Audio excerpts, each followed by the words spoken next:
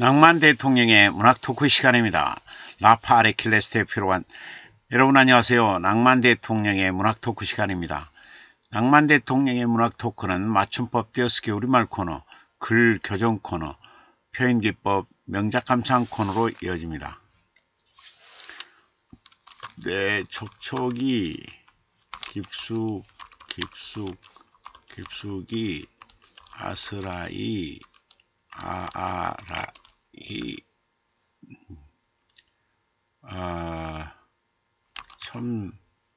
촘촘히 곰곰이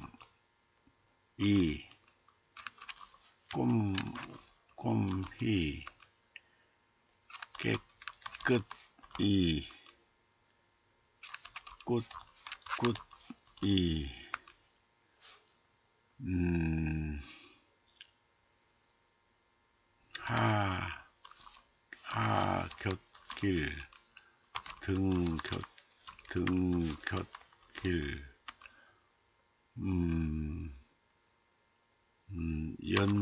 연두빛 보랏빛 핑크빛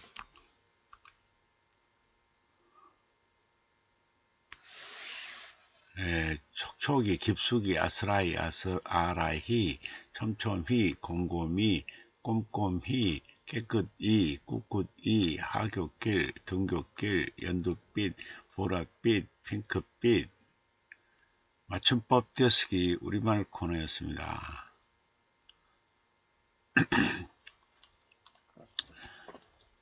촉시 김원자 시인 바위 위로 모든 어둠과 적막이 누워도 천성이 선하고 착한 바위섬 하나 수많은 파도에도 의리를 지켜내며 겨우내 수평선 품었다.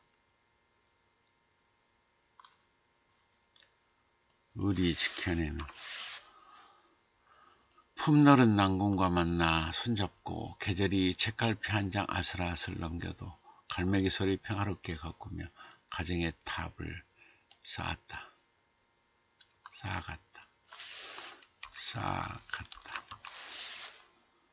집안 어르신 따스히 받들며 봉인된 사물이 화산꽃으로 피어나듯 강물의 물결을 마루 위에 곱게 갈았다. 봄날을 접목하는 어린이들의 동심과 웃음소리와 어우러져 생애의 꿈동산을 향긋이 물들이다가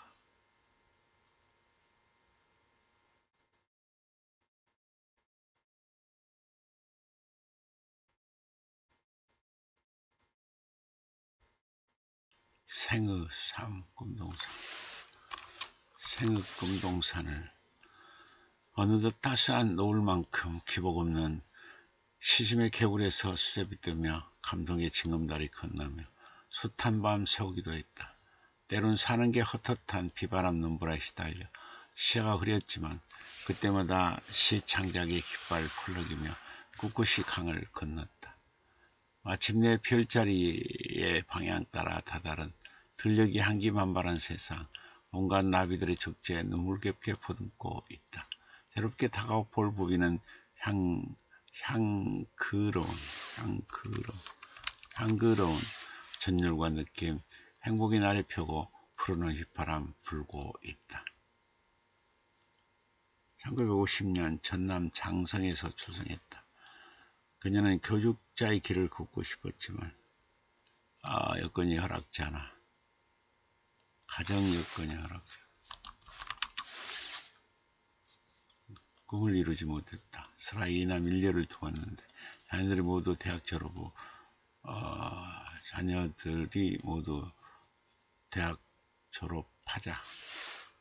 졸업하자. 그녀는 늦깎이로 방송통신대 유아교육학과에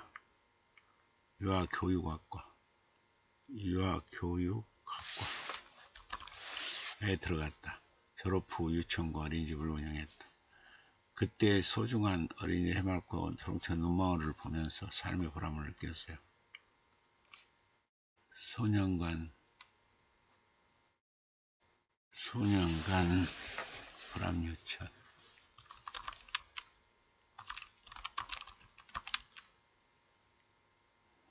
이, 시,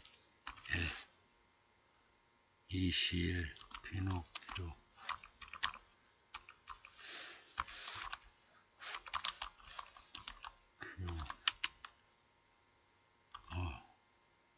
어린이 집,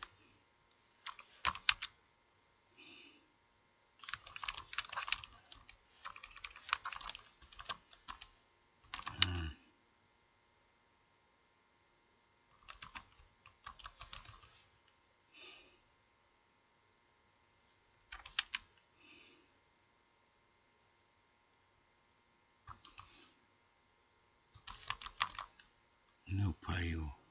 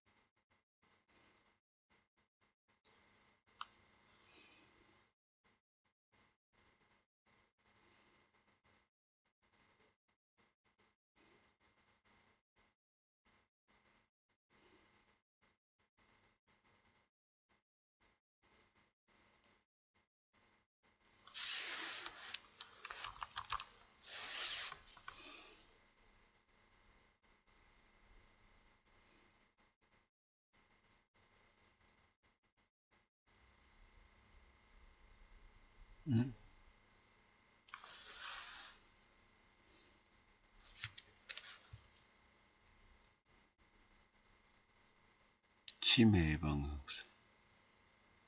아무구요? 서구요?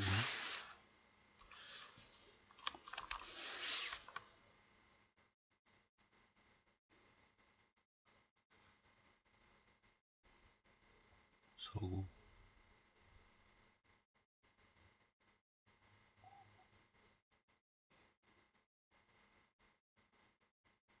서구.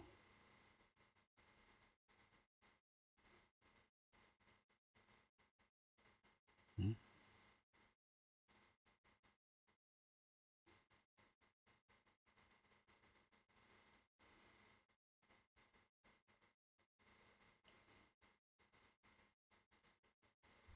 공원.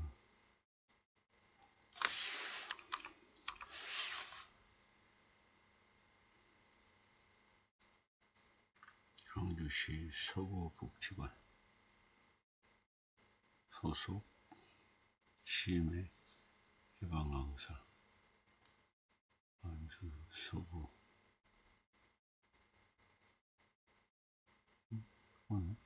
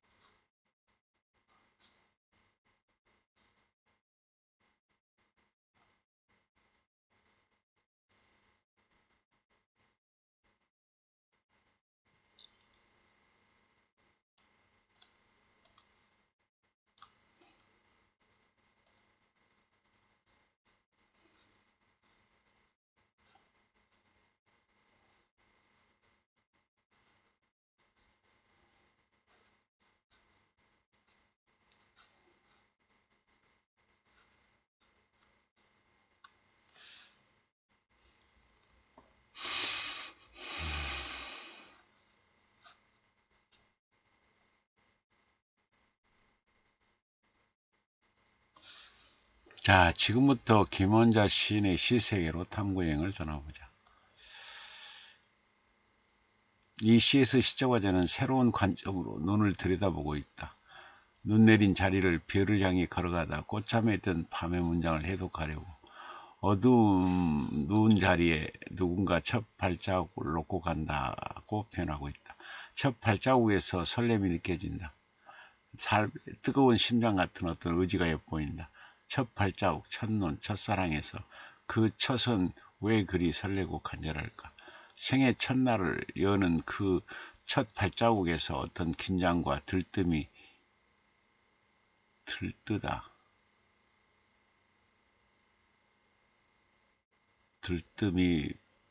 보인다.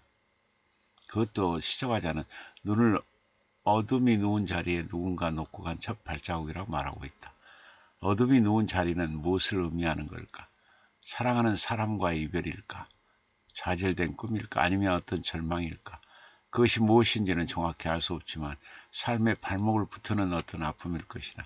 그 아픔을 어둠이 누운 자리라고 표현하고 있다. 멋진 표현이다. 또 별을 향해 걸어가다 꽃잠에 든 밤의 문장 해독하려고 첫 발자국 놓고 간다라고 말하고 있다. 또 첫 발자국의 궁극의 목적은 꽃잠에 든 밤의 문장 해독인 것이다. 꽃잠에 든 밤의 문장에서 심부름이 느껴진다. 밤이라는 세계를 알 수 없어 불안하기도 하지만 시적화자는 그 밤을 꽃잠이 든 밤이라고 말하면서 어떤 희망적인 미래를 소망하고 있다. 아픔을 추스리면서 내일로 나아가고자 하는 의지가 일련에서 엿보인다. 또 흰빛의 일대기 같은 첫사랑을 가슴에 담고 눈물과 추억을 뒤돌아보는 자리, 치열한 삶의 체온으로 뻐드덕뻐드덕 발걸음 소리를 지어가는 자리, 바람의 어느를 입은 은빛 날개가 축복으로 내려와 꽃 피우는 자리, 하얀 고백으로 말문 터진 가슴 한 조각에 그리움이 찾아오는 자리, 그리운 몸을 열며 가슴 아픈 이들과 함께 웃다 보면 행복이 어느새 기다리고 있는 자리라고 해석하고 있다. 표현과 묘사가 신선하고 낯설게 하기가 잘 되어 있어 눈길을 끈다. 사랑의 등불에서의 시적화자는 사랑의 등불과 어머니를 오버랩시켜 놓고 있다. 등불은 먼 길을 가야 하는 막막한 마음을 밝혀준다. 먼 길만큼 마음의 짐이 무거워 어둠 짙은 곳에 자리한 허방을 못 볼 수 있는데 허방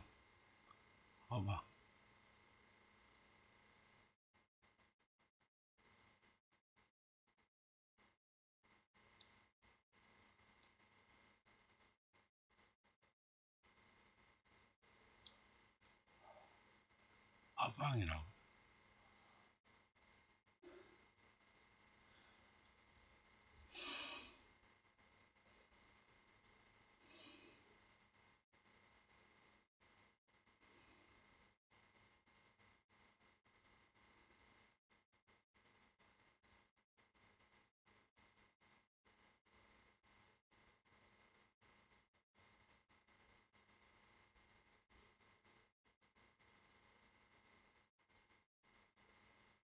허방을 말해.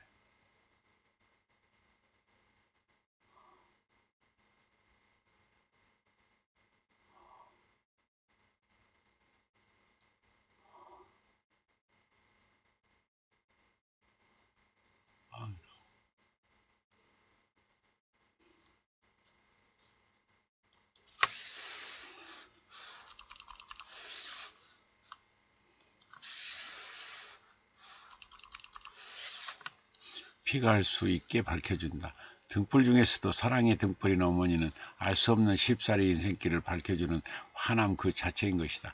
시집가는 모습을 시적화자는 꽃가마 신부라는 화법으로 또 한 번 생애 첫 자리 열고 있다고 표현하고 있다. 멋진 편이다. 꽃가마 신부라는 화법에서 기법과 떨림이 감돌면서 행복이 느껴진다. 결혼이라는 생애 첫 자리를 여는 어떤 들뜸이 엿보인다. 그 들뜸과 설렘으로 행복이 이어지면 좋으련만 삶은 그렇지가 않다. 아픔과 슬픔을 담금질하며 견뎌야 한다. 그런 마음을 시댁의 가장자리에서 떠밀려도 물러설 수 없는 끝자리 붙들고 부름과 행운 매만지며 뿌리 내린다고 말하고 있다. 시집살이가 아무리 고돼도 끝자리 붙들고 버텨야 한다. 어떤 날은 불운을 매만지고 또 어떤 날은 행운을 매만지면서 자신의 삶을 뿌리 내리도록 해야 한다. 고단한 삶이 엿보인다. 시댁의 가장자리에서 끝자리 붙들고 버텼을 시청자의 눈물이 보이는 듯하다. 행여 시집살이 힘들세라 향기 묻은 편지 보내준 어머니. 그 편지에는 봄날의 안부와 담장 뛰어넘는 유년의 환한 낯빛이 들어있어 마음을 적시게 한다. 늘어나는 주름살이도 꿈속에서도 무언의 지팡이로 방향 점지해준 어머니. 춥고 매운 시간의 칼끝이나 막막한 길 위에서도 동쪽을 싹트게 하는 어머니. 이 어머니가 바로 사랑의 등불이라고 결론을 짓고 있다.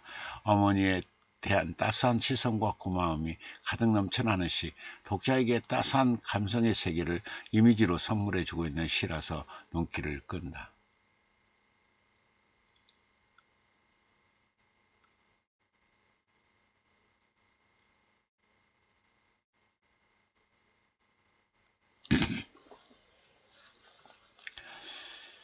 어머니에서의 시적 화제는 어머니의 세계를 메타포로 펼쳐나간다. 한 인간을 성장시키고 완성시키는 단어가 있다면 그 단어는 분명 어머니다. 춥고 어두운 길을 앞서 걸으며 자식의 미래를 밝히는 존재가 어머니이기에 우리는 어머니라는 세 글자 앞에서 숙연해진다. 어머니라는 가슴에 자식을 담으며 자식의 내일이 행복해질 수 있도록 밤을 깊고 꿰매며 새벽을 맞이한다. 아무리 각혈하듯 해질녘 울음 쏟아내도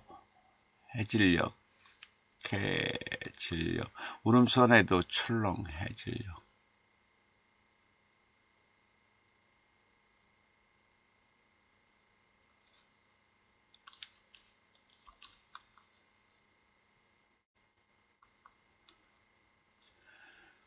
울음소리도 출렁출렁 기도와 당부 이으며 어머니는 오늘을 버틴다. 자식들의 둥근 물살이 포박당하지 않도록 어머니는 고단한 걸음을 감내한다. 어머니 그 모습을 젠걸음으로 해좀 끌어와 떠받쳐준다고 표현하고 있다.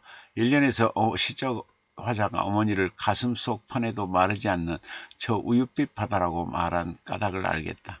어머니의 무한한 사랑을 받으며 자란 시적 화자가 행복해 보인다. 어머니의 삶을 만인의 길잡이 되어 호감받는 환호성이라고 표현하고 있다. 이 문장에서 어머니의 삶이 충분히 엿보인다. 자식뿐만 아니라 이웃에게도 어른의 역할과 어머니의 역할을 다해 존경스럽다. 사연에서 막내가 가지고 논 새털구름과 첫째가 낚아치다 버린 뜬구름을 시침하며 어머니는 한 벌의 생을 짓는다는 표현이 위트 있다. 어머니는 삶이 고달파 달아진 무릎으로 버티면서 밤이면 녹슨 금음달로 눕지만 아침이면 환한 생의 목록 향해 눈뜬다.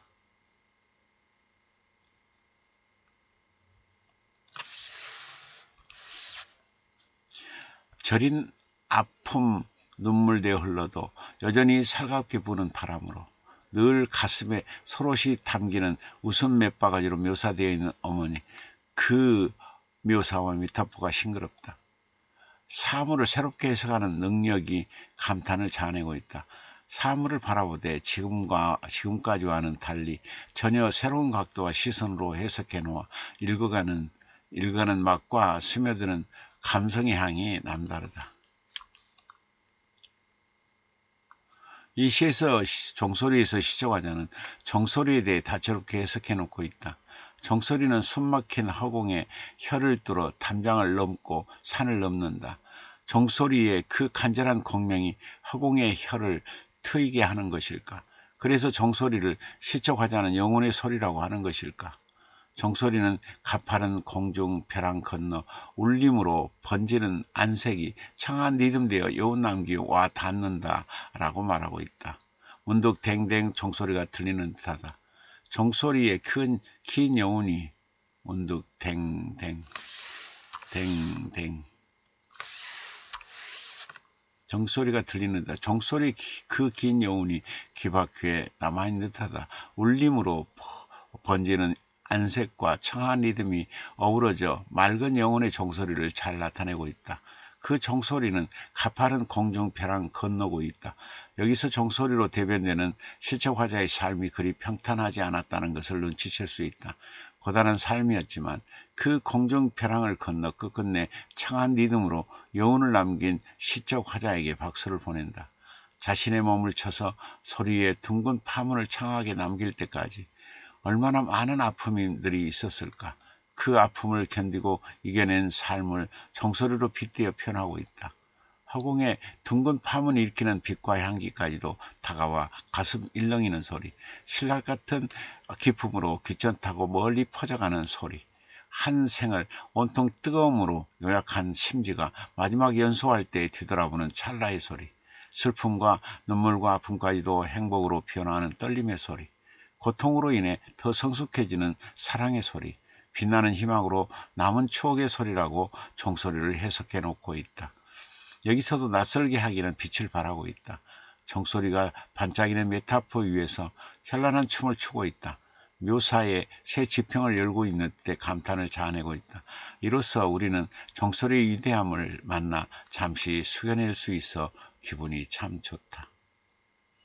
한 번쯤에서 시조화자는 한 번쯤 생각해 볼 것들을 정리해 놓고 있다.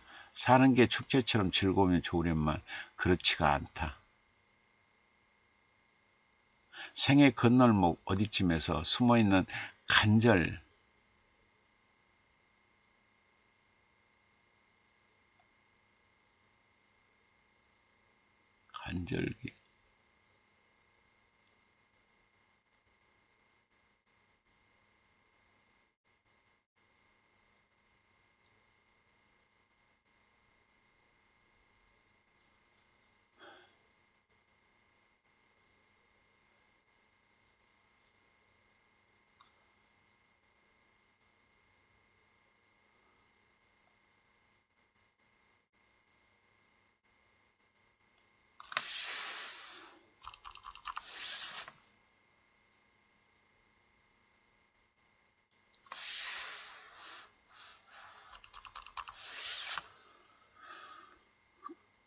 간절기, 같은 아픔이 눈을 가리고 귀를 덮어 주저앉고 싶을 때가 있다. 시적화자는 그 지점에서 어떤 사색과 방향성을 얘기하고 싶어한다.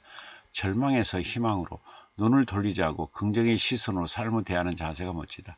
살다 보면 문득 마음이 허할 때가 있다. 그 마음을 한 생이 슬라의 계절을 내리고 눈썹 위로 지나간 시간이 허기질 때라고 말하고 있다. 그런 쓸쓸함이 느껴질 때는 누군가에게 귀를 기울여 보라고 한다. 누군가는 제3자를 지칭하는 것은 아니다. 꽃이 피는 누군가를 말하는 것이다. 꽃이 핀다는 것은 무엇을 의미하는 걸까? 추운 겨울 같은 아픔을 이겨낸 사람, 주저하면서도 봄날을 불러오기 위해 우는 새벽을 다독이며 꽃망울 피운 사람, 아파하면서도 꽃의 뿌리를 단단하게 내린 사람일 것이다. 그와 같은 누군가에게 귀 기울여 보자고 말하고 있다. 귀 기울이다 보면 점화되지 못한 지난날이 새벽 끝에 앉힌 초승달을 만나게 될 거라고 말하고 있다.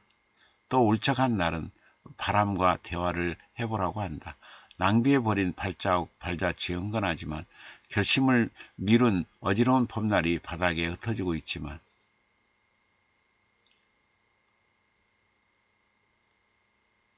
초행길 넘어가는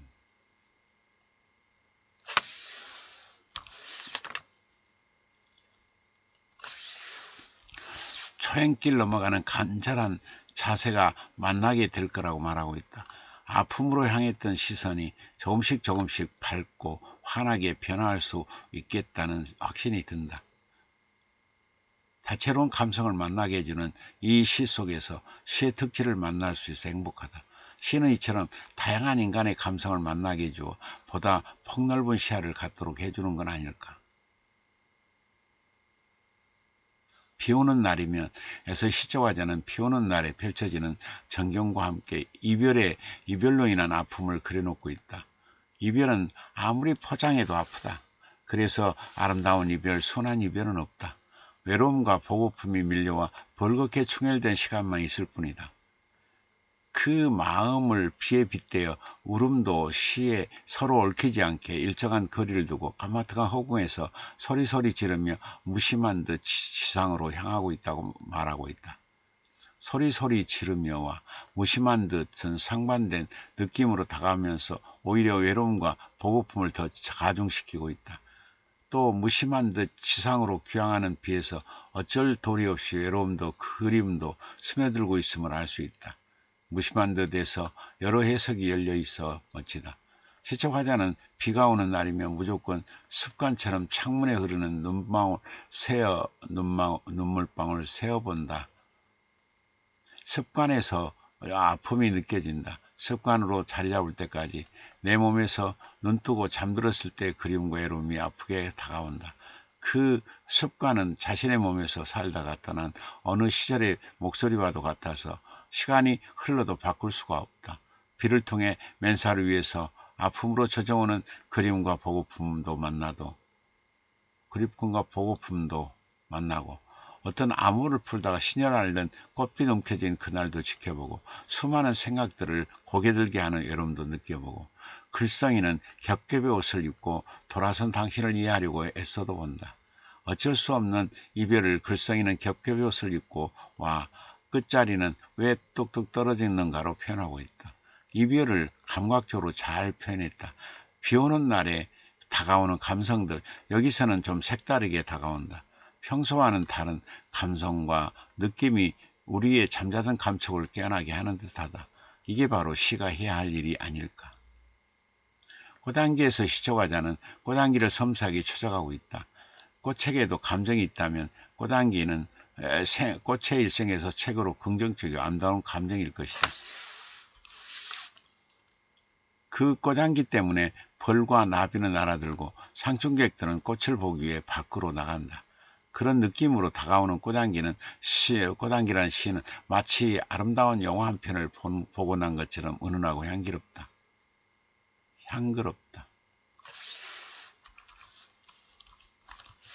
시적 화자는 꽃향기에 취해 잠이 든 전경을 꽃빛도 내 팔을 베고 자는지 자장자장하고 봄빛에도 배부른 한낮도 자울거린다고 말하고 있다.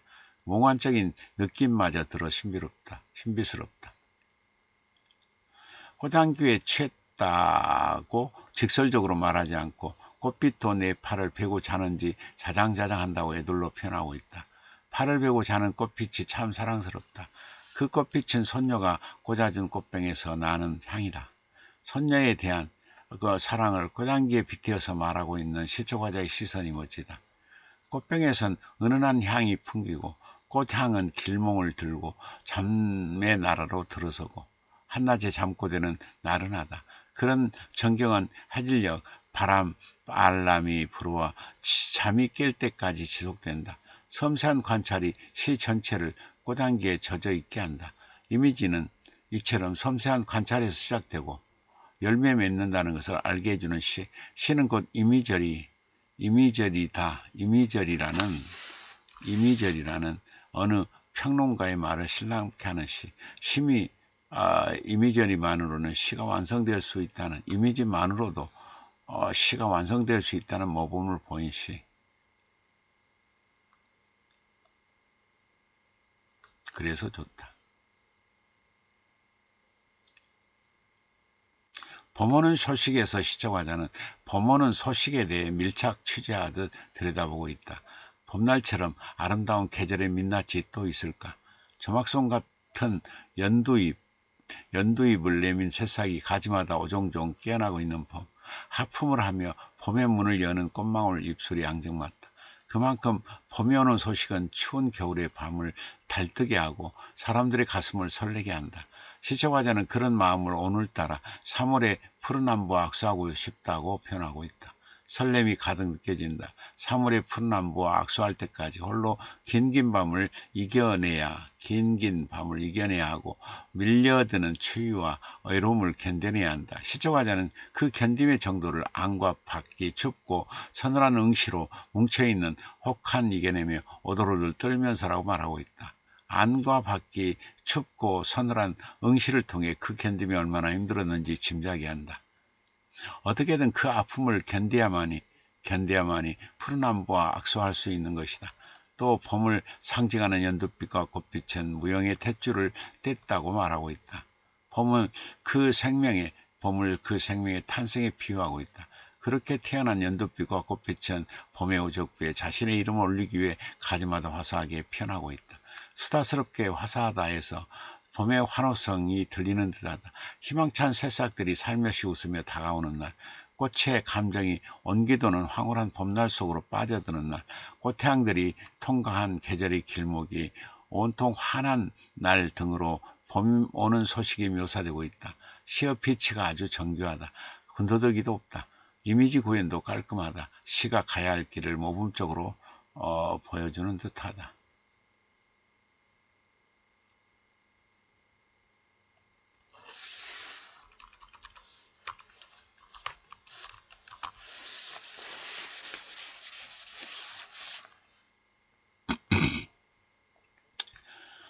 제6회 커피 문학상 은상 수상작인 이 커피에서의 시적화자는 커피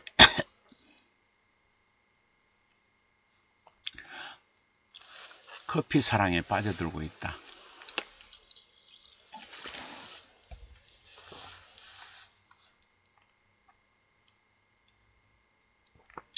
커피의 향을 깜깜한 금음의 기억지나 천둥과 번개의 불의 길을 비명처럼 걸어온 은은한 향이라고 말하고 있다. 뜨거운 팬에 볶아지고 펄펄펄 물 끓는 소리를 통과한 커피를 멋지게 표현하고 있다. 깜깜한 금음의 기억에서 먼 길을 걸어온 커피의 여정이 보이는 듯하다. 천둥과 번개와 불의 길을 걸어야만 커피는 비로소 은은한 향을 낼 수 있다. 커피에 빗대어서 어느 인생사를 얘기하고 있는 듯해 먹먹하기도 하다. 여기까지 걸어온 그 걸음이 얼마나 고달팠으면 비명처럼 걸어온이라고 했을까. 우리 인생사도 명랑하고 유쾌한 어린 시절을 건너 고달프고 험난한 불의 길을 통과해야 중년과 노년에 다다를 수 있는 것이다. 이 연에서 시적화자는 커피와 인생사를 오버랩시키며 세월의 나이테 휘감고 오가는 수십 년이라고 말하고 있다. 감성을 자극하는 이 은은한 향을 앞세우며 춤추는 춤사이 그 물의 꽃. 한 모금 마실 때 발끝까지 내려가는 짜릿함과 부드러운 촉감, 서로로 고개 든 채 그리움으로 번져가는 빛발의 추억들, 숨이 차오르도록 매혹적인 치밀한 유혹, 달콤하게 빠져드는 은밀함, 보고픈 마음에 미소 담아 청실홍실 엮어가는 희망의 등불. 이게 커피란다. 커피에 대한 애착과 감성이 예술이다. 우리가 흔히 대하는 커피에 대해 이토록 아름답게 애찬할 수 있다니 멋스럽다.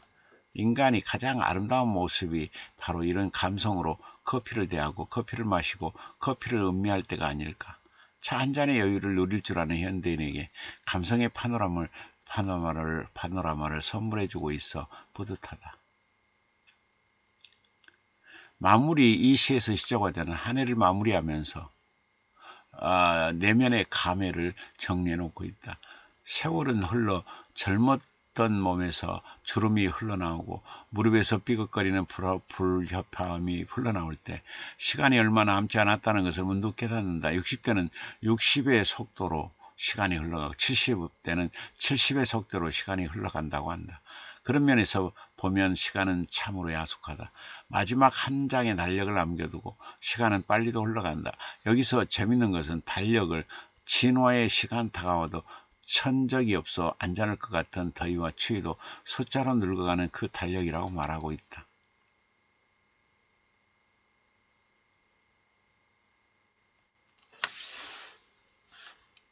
말하고 있다는 점이다. 위트가 느껴진다. 더위와 추위도 숫자로 늙어간다는 상상이 재밌다.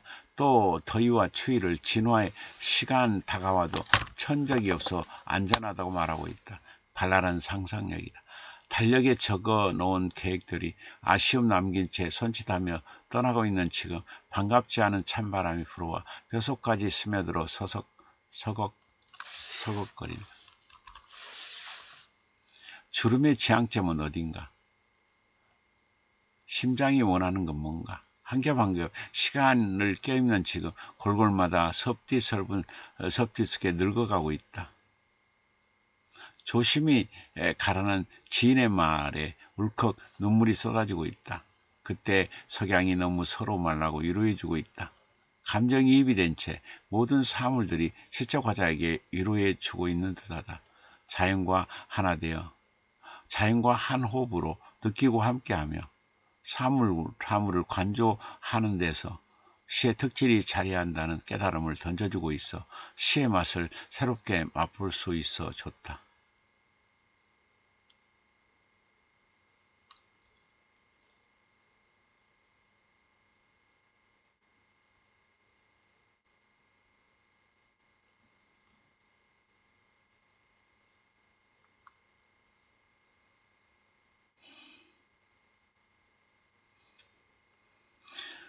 관심에서 시족하자는 관심의 세계에 대해 고찰하고 있다. 서로에 대한 관심은 따스한 대화와 배려라는 공감화법이 기본 전제로 있어야 한다. 그 마음을 시족하자는 기다림의 음성이 자라고 대화할 자세가 간절한 언울이라고 말하고 있다. 멋지다. 아무리 힘들어도 표정을 씻고 누군가를 기다리는 음성이 자라고 있다니 그만큼 아름다운 만남이기에 가능한 것이다. 살다 보면 늘 좋은 날만 있지는 않다. 우기처럼 힘든 날도 건기처럼 메마른 날도 있지만 그 속에서도 꽃처럼 피었다가 지며 눈동자의 입술과 심장 깨우는 기쁨과 슬픔이 있다. 그 모든 것을 함께 나누는 소중한 사람이 있어 시적 화자가 행복해 보인다. 부딪히고 깨지는 관계 속에서 하루하루를 채워가는 자리, 진심으로 같이 웃을 수 있고 함께 호흡할 수 있는 자리, 그런 자리와 같은 사람이 곁에 있어서 그런 사람이 관심을 가져줘서 행복하다고 말하고 있다. 따스한 해질녘의 체온처럼 같이 웃을 수 있고 함께 호흡할 수 있는 그런 사람이 우리 곁에 있으면 좋겠다. 그럴 사람이 우리 곁에 있다면 좋겠다.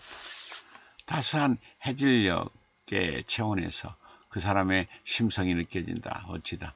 관심에 대한 고찰을 통해 우리가 얼마나 따스한 관심과 소통에 무심했고 무관심과 불통으로 고통스러워하는가를 상징적으로 보여주고 있다. 보다 따스한 관심이 필요한 시대임을 강조하고 있다. 여기서 보는 것처럼 김원자 시인의 시들은 시의 특질을 두루 구비하고 있어 눈길을 끈다. 시는 진부한 세계가 아니다. 사물과 삶을 새로운 시야로 새로운 각도로 해석해 놓아 독자로 하여금 새 지평을 열어줘야 한다.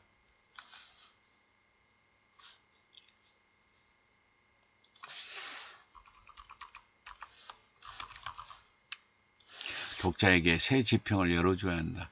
즉 낯설게 하기를 통해 매번 참신하고 신선한 시야를 개척해 주어야 한다. 기시감에서 벗어나 싱그러운 해석의 텃밭에서 거닐 수 있도록 오솔길을 열어주어야 한다. 그 오솔길에 이미지를 깔고 이미지들을 모아 입체감 있는 이미저리를 세워주어야 한다. 가능한 한 감성의 다채로운 세계를 보여주고 그 감성을 만나 관조의 발걸음을 걷도록 도와주어야 한다.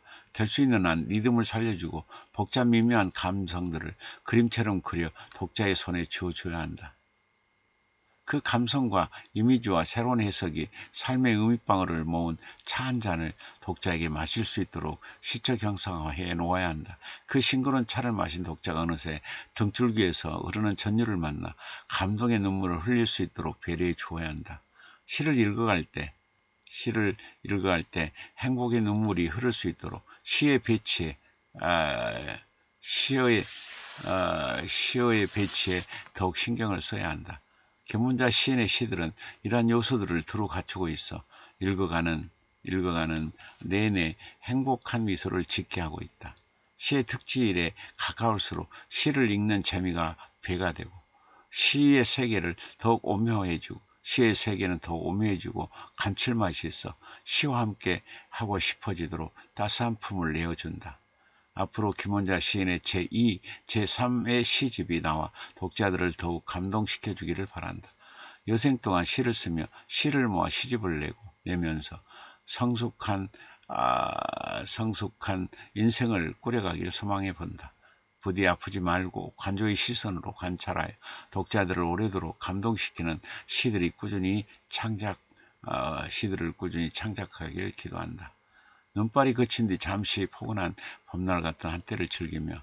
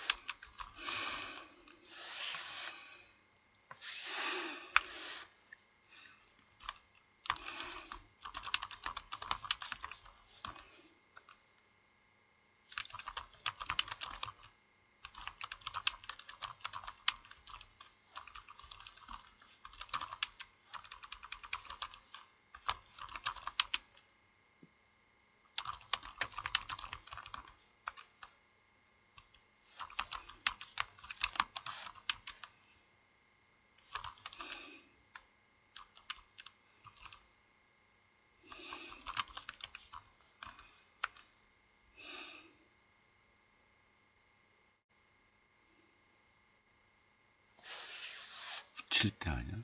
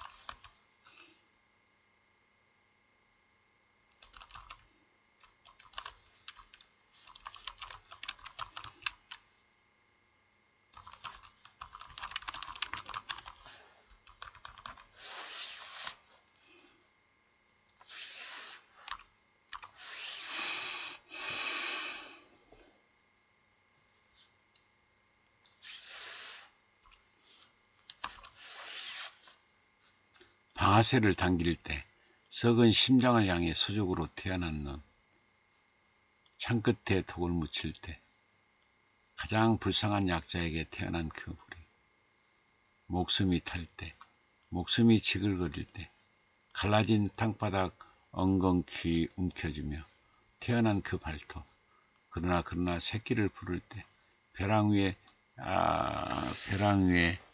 피는 새끼를 부르며 먼 하늘가에서 나일락 숯불처럼 내려오는 그 날개.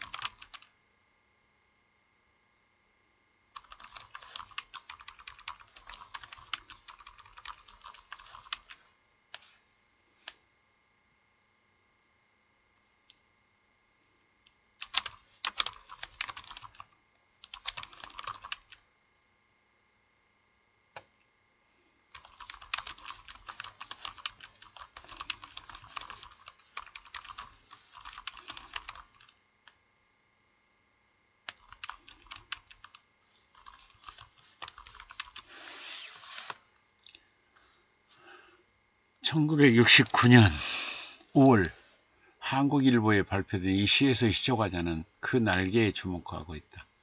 어떤 날개일까? 방아쇠를 당길 때 썩은 심장을 향해 수직으로 태어난 눈이라고 말하고 있다. 또 창 끝에 독을 묻힐 때 가장 불쌍한 약자에게 태어난 불이라고 말하고 있다. 그리고 목숨이 탈 때나 목숨이 지그을 때 갈라지는 땅바닥 엉겅퀴 움켜쥐며 태어난 발톱이라고 말하고 있다. 그러나 새끼를 부를 때는 다르다. 벼랑 위에 자라는 새끼를 부를 때는 먼 하늘가 나일락 숲풀처럼 내려오는 날개가 된다.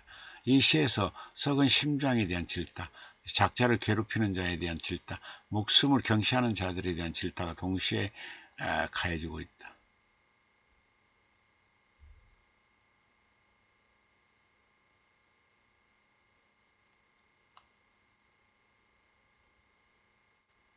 그 속에서도 모성에 대한 아름다움을 강조하는 건 무슨 의미일까? 인간의 다채로운 감성들 중 모성 같은 향긋한 감성, 아름다운 감성, 보드라운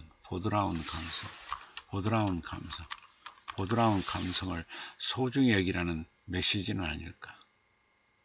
여기라는 그런 메시지는 아닐까? 예전에 미처 만나보지 못했던 감성을 이렇게 촉촉한 감촉으로 대할 수 있게 해준 김현성 시인이 참 고맙다.